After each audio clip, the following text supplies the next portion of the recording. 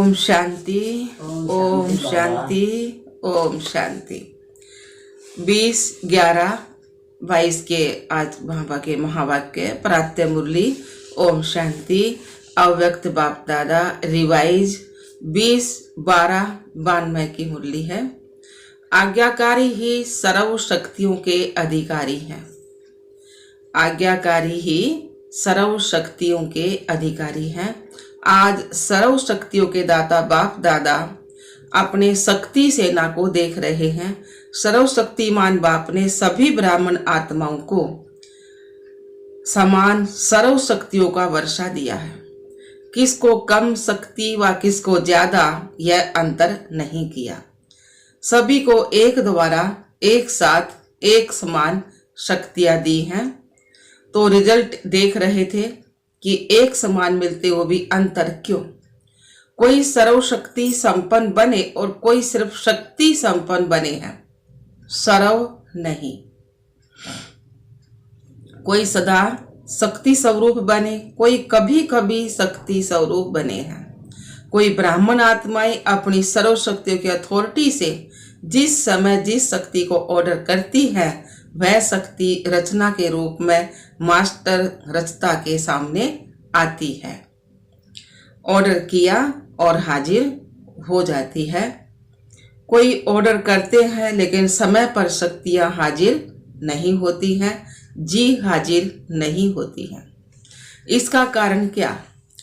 कारण है जो बच्चे सर्वशक्तिमान बाप जिसको हजूर भी कहते हैं, हाजिर नाजिर भी कहते हैं, तो जो बच्चे हजूर अर्थात बाप के हर कदम की शरीमत पर हर समय जी हाजिर व हर आज्ञा में जी हाजिर प्रैक्टिकल में करते हैं, तो जी हाजिर करने वालों के आगे हर शक्ति भी जी हाजिर है। वह जी मास्टर हजूर करती है। अगर कोई आत्माएं श्रीमत व आज्ञा को सहज पालन कर सकते हैं वह करते हैं, और जो मुश्किल लगती है वह नहीं कर सकते हैं।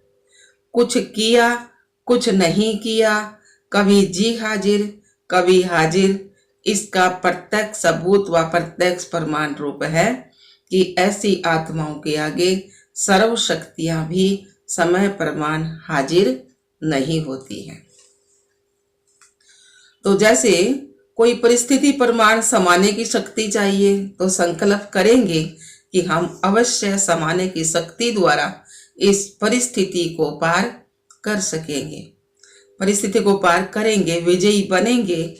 लेकिन होता क्या है, सेकंड नंबर वाले अर्थात कभी कभी वाले समाने की शक्ति का प्रयोग करेंगे, 10 बार समाएंगे, लेकिन समाते हुए भी 1-2 बार समाते चाहते भी समा नहीं सकेंगे। फिर क्या सोचते हैं, मैंने किसको नहीं सुनाया, मैंने समाया, लेकिन यह साथ वाले थे, हमारे सहयोगी थे, समीप थे, इसको सिर्फ इशारा दिया, सुनाया नहीं।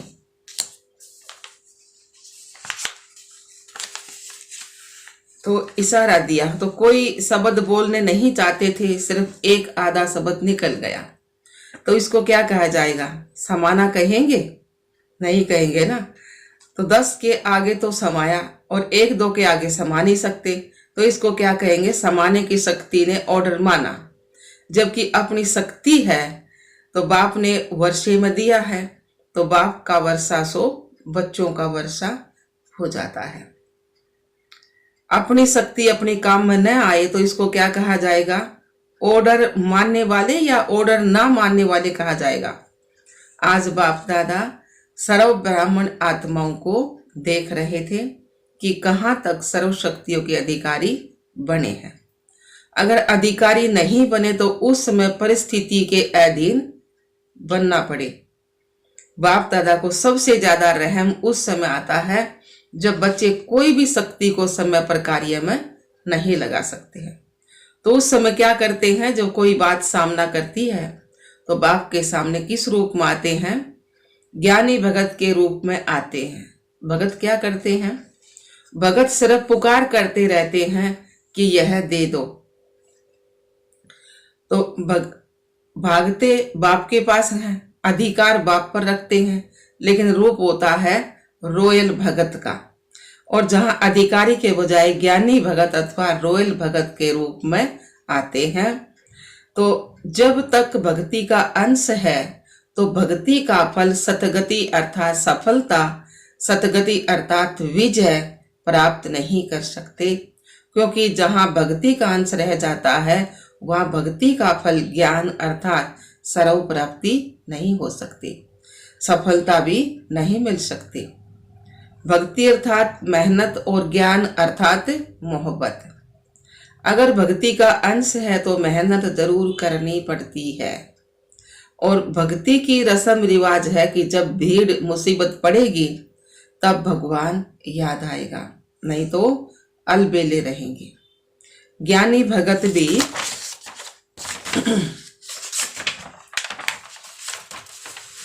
ज्ञानी भगत भी क्या करते हैं, जब कोई विघ्न आएगा तो विशेष याद करेंगे।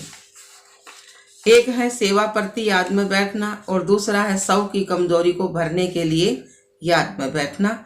तो दोनों में अंतर है ना। जैसे अभी भी विश्व पर अशांति का वायुमंडल है तो सेवा प्रति संगठित रूप में विशेष याद के प्रोग्राम बनाते हो ना, तो वह अलग बात है।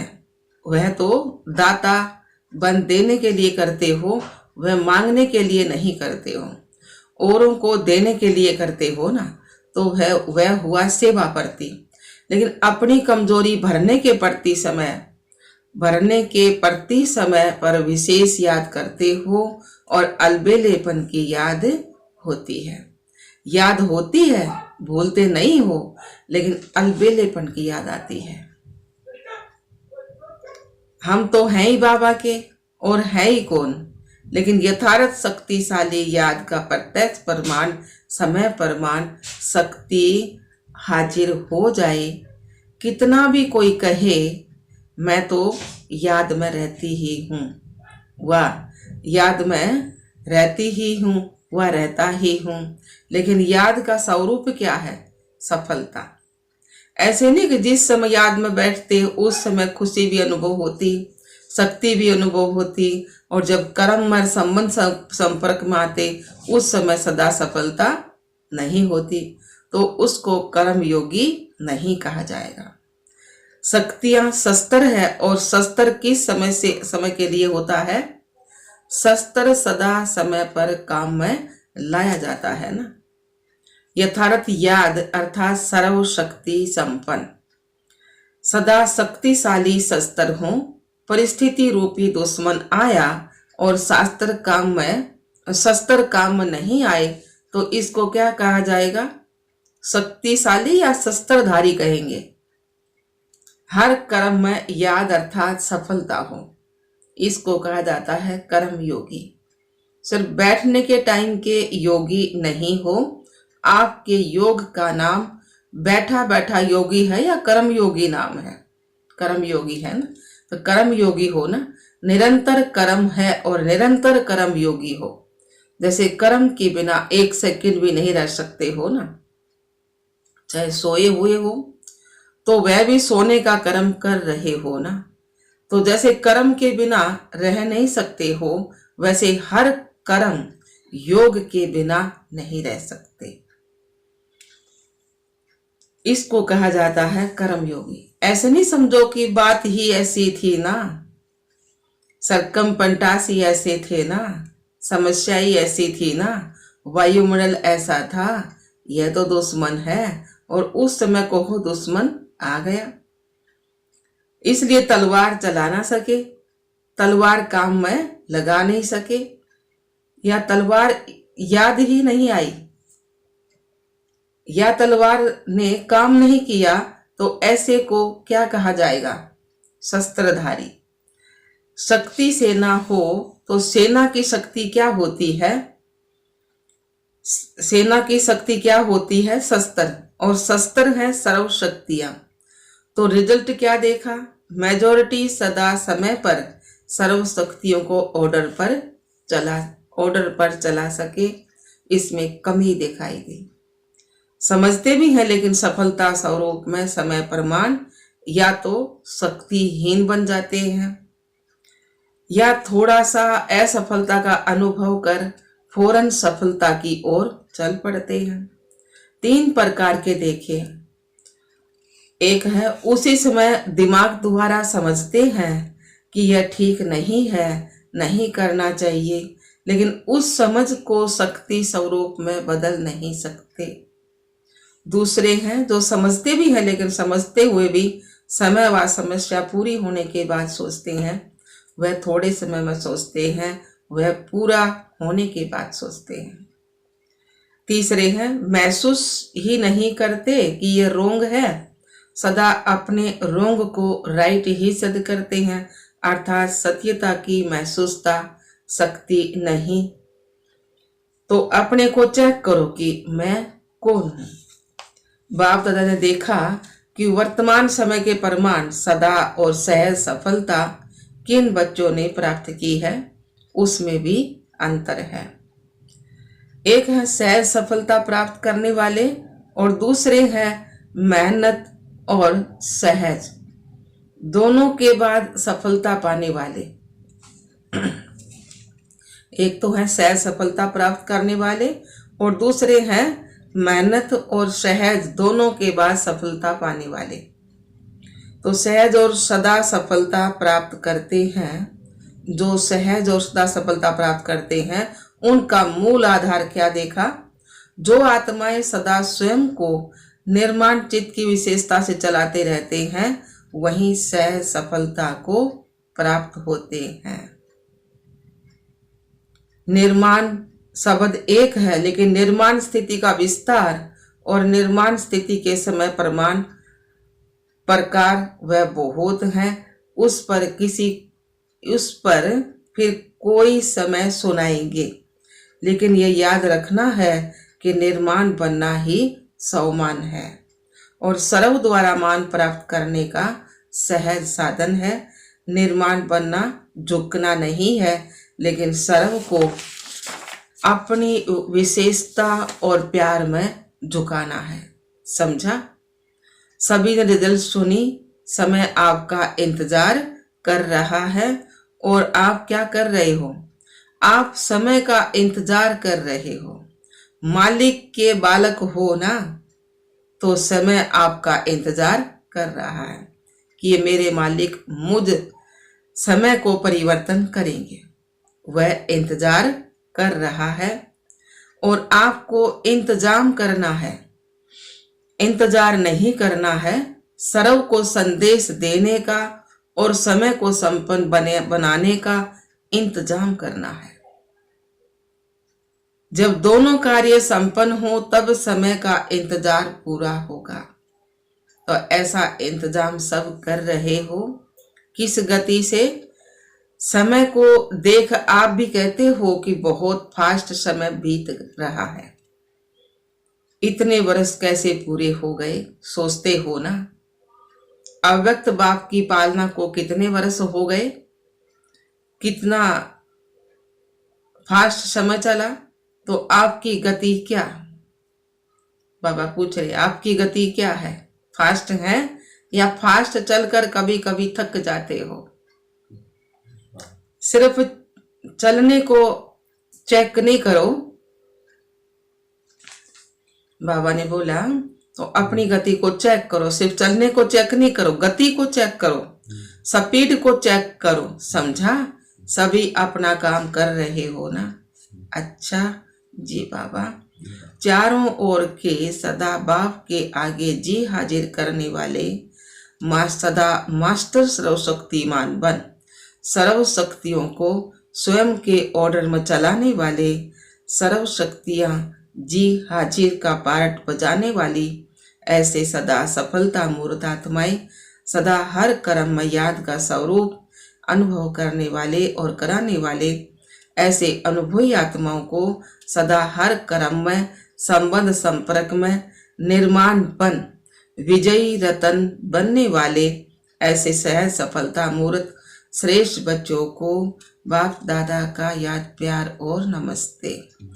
हम रूहानी बच्चों के रूहानी बाप दादा को रूहानी बाप दादा को याद प्यार गुड मॉर्निंग, नमस्ते नमस्ते नमस्ते जी। हम बाबा के बच्चे सदा रहे हंसते और हंसाते। शुक्रिया मीठे बाप दादा, लाख बार शुक्रिया मीठे। अव्यक्त बाप दादा की पर्सनल मुलाकात। साधारण कर्म में भी ऊंची स्थिति की झलक दिखाना ही फॉलो फादर करना है। साधारण कर्म में भी ऊंची स्थिति की झलक दिखाना ही फॉलो फादर करना है। सदा संगम योगी पुरुषोत्तम आत्मा है, ऐसे अनुभव करते हो। संगम योग का नाम ही क्या है? पुरुषोत्तम, अर्थात पुरुषों से उत्तम पुरुष बनाने वाला योग। तो संगम योगी हो ना, आप सभी पुरुषोत्तम बने हो ना। आत्मा पुरुष है और शरीर प्रकृति है। तो पुरुषोत्तम अर्थात उत्तम आत्मा हूं। सबसे नंबर 1 पुरुषोत्तम कौन है? ब्रह्मा बाबा। इसलिए ब्रह्मा को आदि देव कहा जाता है। फरिश्ता ब्रह्मा भी उत्तम हो गया तो फिर भविष्य में देव आत्मा बनने के कारण पुरुषोत्तम बन जाते हैं। लक्ष्मी नारायण को भी पुरुषोत्तम कहेंगे ना। तो पुरुषोत्तम युग है, पुरुषोत्तम मैं आत्मा हूं। पुरुषोत्तम आत्माओं का कर्तव्य भी सर्वश्रेष्ठ है। उठा, खाया पिया, काम किया, यह तो साधारण कर्म नहीं। साधारण कर्म करते भी श्रेष्ठ स्थिति, श्रेष्ठ समृद्धि, श्रेष्ठ स्थिति हो। जो देखते ही महसूस करेगा यह कोई साधारण व्यक्ति नहीं है। जैसे जो असली हीरा होगा तो वह कितना भी धूल में छिपा हुआ हो लेकिन अपनी चमक जरूर दिखाएगा। छिप नहीं सकता। तो आपकी जीवन हीरे तुल्य है ना। कैसे भी वातावरण में हो, कैसे भी संगठन में हो, लेकिन जैसे हीरा अपनी चमक छिपा नहीं सकता, ऐसे पुरुषोत्तम आत्माओं की श्रेष्ठ झलक सबको अनुभव होनी चाहिए। तो ऐसे हैं या दफ्तर में जाकर, काम में जाकर आप भी वैसे ही साधारण हो जाते हो। अभी गुप्त में हो, काम भी साधारण है, इसलिए पांडवों को गुप्त रूप में दिखाया है ना। तो गुप्त रूप में राजाई नहीं की, सेवा की। तो दूसरों के राज्य में गवर्नमेंट सर्वेंट कहलाते हो, चाहे कितना भी बड़ा ऑफिसर हो, लेकिन सर्वेंट ही है ना। तो गुप्त रूप में आप सब सेवादारी हो, लेकिन सेवादारी होते भी पुरुषोत्तम हो। तो वह झलक और पलक दिखाई दे। जैसे ब्रह्मा बाप साधारण तन में होते भी पुरुषोत्तम अनुभव होता था ना। सभी ने सुना है ना, देखा है या सुना है। अभी भी अव्यक्त रूप में देखते हो। साधारण में पुरुषोत्तम की झलक है। तो फॉलो फादर है ना।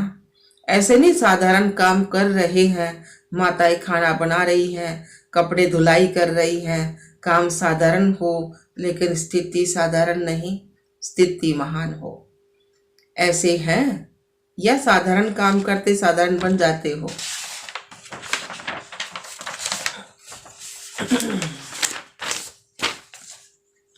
जैसे दूसरे वैसे ही हम नहीं। चेहरे पर वो श्रेष्ठ जीवन का प्रभाव होना चाहिए। यह चेहरा ही दर्पण है ना। इसी से ही आपकी स्थिति को देख सकते हैं, महान है या साधारण है। यह इसी चेहरे के दर्पण से देख सकते हैं ना। स्वयं भी देख सकते हो और दूसरे भी देख सकते हैं। तो ऐसे अनुभव करते हो ना। सदैव समृद्धि और स्थिति श्रेष्ठ हो। स्थिति श्रेष्ठ है तो झलक ऑटोमेटिकली श्रेष्ठ होगी। जो समान स्थिति वाले हैं वे सदा बाप के साथ रहते हैं। शरीर से चाहे किसी कोने में बैठे हो, किनारे बैठे हो, पीछे बैठे हो, लेकिन मन की स्थिति में सदा साथ रहते हो ना। साथ वही रहेंगे जो समान होंगे। स्थूल में चाहे सामने भी बैठो लेकिन समान नहीं तो सदा साथ नहीं रहते। किनारे में रहते हैं तो समीप रहना अर्थात समान स्थिति बनाना। इसलिए सदा ब्रह्मा बाप समान पुरुषोत्तम स्थिति में स्थित रहो। कई बच्चों की चलन और चेहरा लौकिक रीति में भी बाप समान होता है। तो लौकिक रीति में भी बाप समान होता है। तो कहते हैं ना, यह तो जैसे बाप जैसा है। तो यहाँ चेहरे की बात तो नहीं है लेकिन चलन ही चित्र है। तो हर चलन से बाप का अनुभव हो, इसको कहते हैं बाप समान। तो समीप रहना चाहते हो या दूर, इस एक जन्म में संगम परिस्थिति में जो समीप रहता है वह परम धाम में भी समीप रहता है और राजधानी में भी समीप रहता है। एक जन्म की समीपता अनेक जन्म समीप बना देती है। हर कर्म को चेक करो, बाप समान है तो करो, नहीं तो चेंज कर दो। पहले चेक करो फिर करो, ऐसे नहीं कि करने के बाद चेक करो कि यह ठीक नहीं था। ज्ञानी का लक्षण क्या है, पहले सोचो फिर करो। अज्ञानी का लक्षण है करके फिर सोचते हैं। तो आप ज्ञानी तू आत्मा हो ना, या कभी कभी भक्त बन जाते हो। पंजाब वाले तो बहादुर है ना, मन से भी बहादुर। छोटी सी माया चींटी के रूप में आए और घबरा जाए नहीं। चैलेंज करने वाले स्टूडेंट कभी पेपर से घबराते हैं क्या? तो आप बहादुर हो या छोटे से पेपर में भी घबराने वाले हो? तो योग्य स्टूडेंट, जो योग्य स्टूडेंट होते हैं वो आह्वान करते हैं कि जल्दी से पेपर हो और क्लास आगे बढ़े। जो कमजोर होते वो सोचते हैं डेट और आगे बढ़े। आप तो होशियार हो ना, यह निश्चय पक्का हो कि हम ही कल्प के विजयी हैं और हम ही बार बार बनेंगे। इतना पुरुषार्थ किया है। आप नहीं बनेंगे तो कौन बनेगा? आप ही विजयी बने थे, विजयी बने हैं और विजयी रहेंगे। विजयी शब्द बोलने से ही कितनी खुशी होती है, चेहरा ही बदल जाता है। तो सदा विजयी रहते हो व कितना खुश रहते हो। सदा ही विजयी रहते वो कितना खुश रहते हैं। इसलिए जब भी कोई किसी भी क्षेत्र में विजय प्राप्त करता है तो खुशी के बाजे बजते हैं ना। आपके तो सदा ही बाजे बजते हैं, कभी भी खुशी के बाजे बंद ना हो। आधा कल्प के लिए रोना बंद हो गया, तो जहां खुशी के बाजे बजते हैं वहां रोना नहीं होता है। अच्छा जी बाबा, वरदान दिया बाबा ने। दे अहंकार व अभिमान के सूक्ष्म अंश का भी त्याग करने वाले आकारी सो निराकारी भव। दे अहंकार व अभिमान के सूक्ष्म अंश का भी त्याग करने वाले आकारी सो निराकारी भव। सार दिया बाबा ने।